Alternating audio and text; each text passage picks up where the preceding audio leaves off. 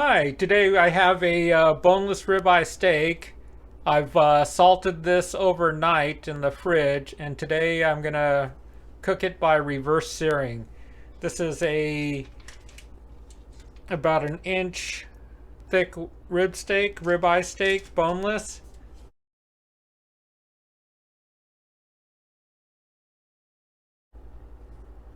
All right, the idea behind reverse searing is that you raise the temperature of the ribeye slowly in an oven or a controlled barbecue. I have my oven set at 250, and you typically raise it to about 20 degrees before your desired temperature. I have this set at 115, and I generally like my uh, beef cooked to medium, which is anywhere from 135 to 140.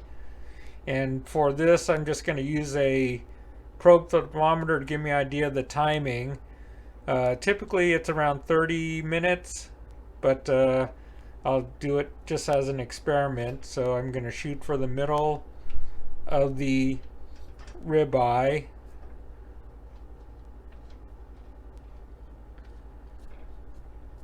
Okay, probe thermometer is about right there.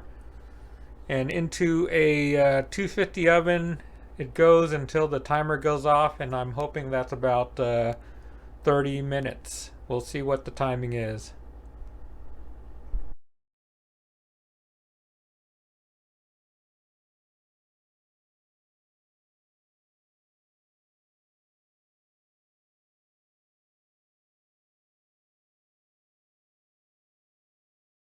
Alright, here's how I have the oven set up. This is the rack I put the ribeye on, and I put a little piece of aluminum foil to catch any drips.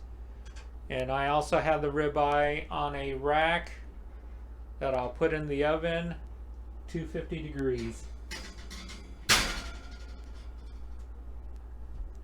Close the door. Alright, the ribeye is starting out at 46 degrees, and my target temperature is 115 degrees. All right, here's the temperature after 10 minutes at 250. All right, here's the temperature after 20 minutes at 250. This is the temperature after 30 minutes in the oven at 250.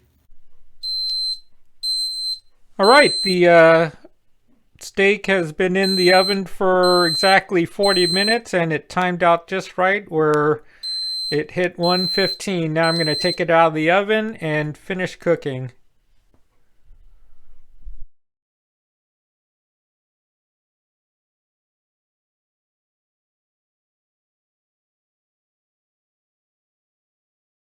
This is how the steak looks out of the oven.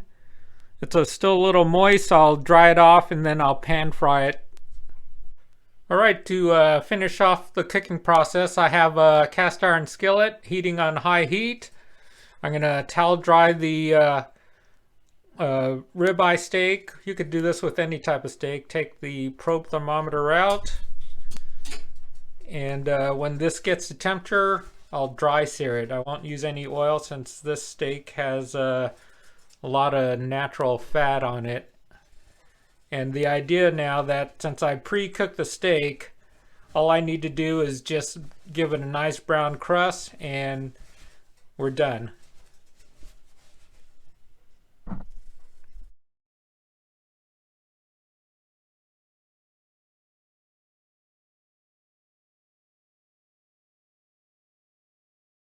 All right, I have allowed the steak to rest about 5-6 minutes.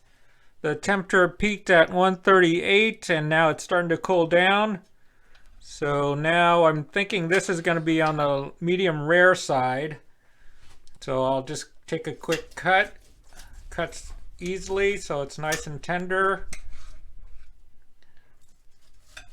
Just cut a big slice so you could see it.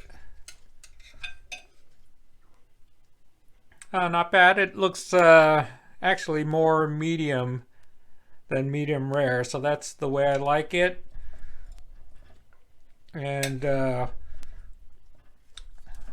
usually when people talk about cooking steak, they take it out of the refrigerator, let it rest at room temperature for an hour or two. This way you're able to cook the steak a little quicker, even though it's 40 minutes at a 250 oven.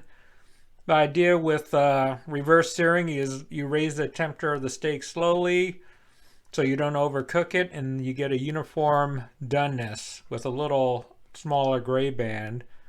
And all you have to do is just sear the steak. If you like it darker, you could sear it for maybe a minute and a half or 2 minutes. 1 minute one side, flip it back and forth. Let's give this a shot. I'll take a smaller bite. I have some veggies on the side, but since we're just talking about the steak, I'll mainly focus on the steak.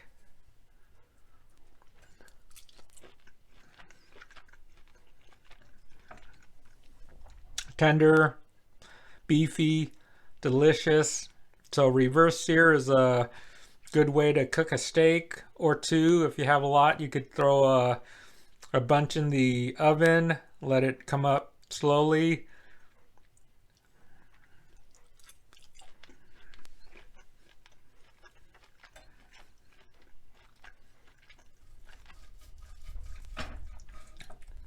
I can't stop eating it. Now you could add pepper. Usually I don't add pepper because pepper tends to burn and when you cook at high heats. So I like more salt, so I'll probably add more salt and pepper.